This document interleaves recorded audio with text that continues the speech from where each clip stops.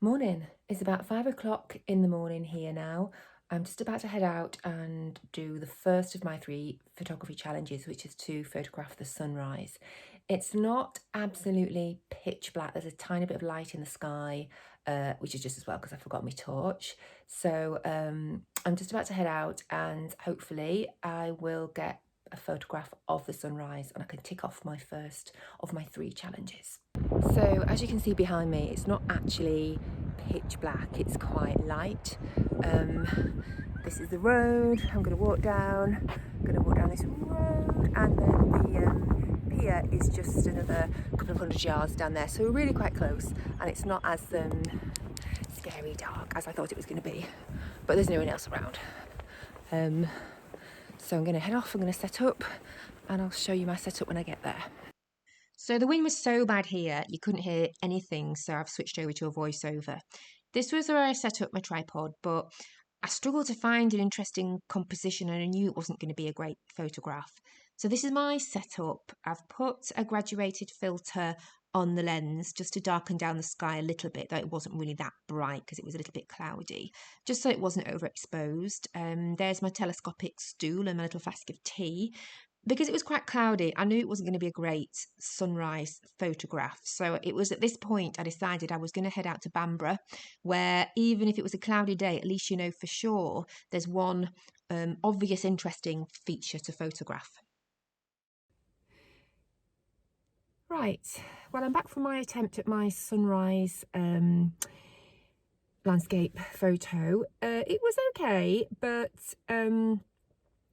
I struggle where I am in Beadnell to find an actual focal point. There isn't really an obvious point of interest for me. I know other people would disagree, but and also the weather wasn't brilliant because it was cloudy at sunrise and frustratingly, it's now bright sunshine behind me, but it's still fairly early. It's only 6 o'clock in the morning. So I'm going to head off to another place nearby, which is much more familiar to me.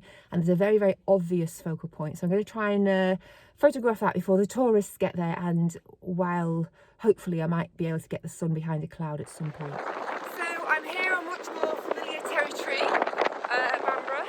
And as you can see behind me, there is a much more interesting focal point than there was at Beadnell. So it's still relatively early, it's about 6:30, so at the moment it looks like I've got the whole beach to myself. So I'm going to try and find a spot to take some nice photographs. The light is still relatively soft, I think, but I don't think it's going to be that way for very long because it's supposed to be sunny later, so I'm going to try and find a nice spot, some rocks in the foreground maybe, and just try and take a nice landscape here. So I'm now back at my apartment. I have packed a lot in this morning. I've photographed the sunrise at Beadnell. I've driven to Bamburgh, taken a few photographs of the beach and the castle. I have stopped in at Sea Houses, done a bit of shopping, and I'm back at my flat and it's still only 8 o'clock in the morning. I don't know really if I did turn up at the right time to photograph the sunrise because it was actually fairly lighter than I thought it would be. I've got one of those apps on my phone which tell you the time that it's going to be sunrise, and I was there for a good 40 minutes before there, but I don't know if you have to be there even before that time. So if there's any landscape photographers, if you can tell me when the optimum time is to go and photograph a sunrise, that would be really helpful.